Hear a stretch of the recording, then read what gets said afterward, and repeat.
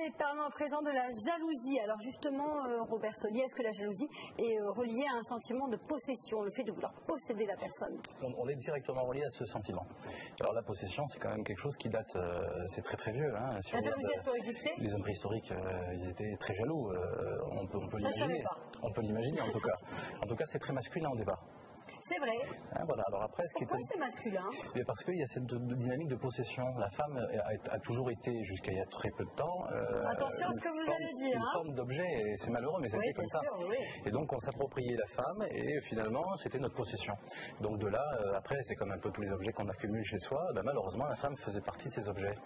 Malheureusement, alors justement, donc, le sentiment de possession. Alors, est-ce qu'il n'y a pas finalement, Robert, une confusion entre la jalousie et la vigilance?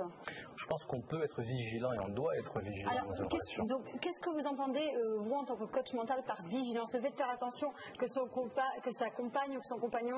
On est dans une relation, en général, où on s'engage sur une durée assez illimitée. Hein. Oui. Quand on s'engage, en général, comme on dit. c'est un CDI. Bon. Donc, si on veut que le CDI fonctionne, ben, il y a des codes relationnels à connaître, et notamment sur l'aspect de la relation à l'autre au niveau de la vigilance. Si on se fout de ce que fait l'autre en se disant, bon, ben, elle va là, elle fait ci, elle fait là, si on ne s'intéresse pas, si on n'est pas bienveillant, si on n'est pas présent dans la relation, ben forcément ça va offrir une espèce d'élasticité dans la relation qui peut permettre malheureusement d'autres rencontres, pourquoi pas. Alors quelle attitude adopter, hein, si c'est pas le but de la relation. Quelle attitude adopter, Robert? C'est-à-dire que qu'est-ce qu'il faut faire au quotidien? Il faut être déjà soit confiant et envoyer des signaux à l'autre d'une certaine façon qui sont des signaux de confiance aussi. Hein, donc on est libre dans une relation.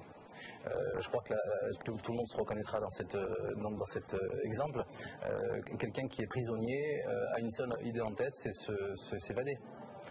Donc dans une relation, si on se sent emprisonné dans une relation, ce qui est souvent le cas, on entend très très souvent, hein, moi j'ai beaucoup de personnes avec qui je travaille en coaching, qui se sentent étouffées dans une relation. Et la seule envie qu'ils ont, ou qu'ils ont, hein, si c'est l'homme ou la femme, peu importe, c'est d'aller voir ailleurs, ou en tout cas de se rafraîchir un peu à l'extérieur. Et là le risque, il est multiplié par 2, par 3 évidemment. Alors vous allez peut-être pouvoir me répondre une question que je pense beaucoup de téléspectateurs se posent. On dit que les personnes les plus jalouses sont les personnes les plus infidèles. Un faux ou un tox?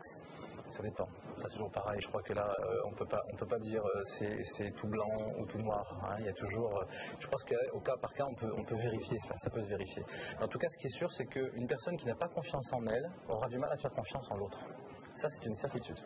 Alors justement, est-ce que les femmes et les hommes sont tous égaux devant la jalousie? Alors je disais tout à l'heure, les hommes sont un peu plus jaloux au départ que les femmes, et malheureusement, les femmes commencent à avoir depuis quelques années des comportements masculins. Oui, parce que, enfin, moi, on voit autour de nous, il y a beaucoup de femmes très possessives, très jalouses. Et puis très combatives. Une femme jalouse, elle peut être amenée, par exemple, à aller chercher dans le téléphone portable, les SMS, etc., ce que ne fait pas forcément un homme. Ou alors un homme qui est assez... Un homme jaloux, qu'est-ce qu'il va faire? Alors l'homme jaloux, lui, il est plutôt réactif immédiatement. Quand il va voir que quelqu'un regarde sa femme ou que sa femme regarde, là, tout de suite, il va rentrer en collision. Hein, il va commencer à pousser des choses, il les bouscule rapidement. Alors que la femme, c'est plus lent dans le temps. Elle va chercher la preuve. C'est elle va chercher un peu le... Et comment on se libère de cette jalousie? Cette jalousie qui parfois peut être destructrice pour un couple. Elle est souvent destructrice. Ça arrive souvent. C'est un manque de confiance immédiat, la jalousie. Donc pour pouvoir travailler sur ce problème de jalousie, je le dis tout à l'heure, la vigilance fait partie de la durabilité d'une relation. Et de vigilance n'est pas être jaloux. Être jaloux, c'est ne pas être confiant. Et ne pas être confiant, c'est difficile d'entamer une relation sur la durée avec son partenaire ou sa partenaire. Donc comment faire? Se libérer d'une peur, se libérer de tout un tas de croyances qu'on peut avoir. Merci Robert Saullier d'être venu, et puis vous allez venir régulièrement sur le plateau du LCR Matin, c'est une bonne nouvelle.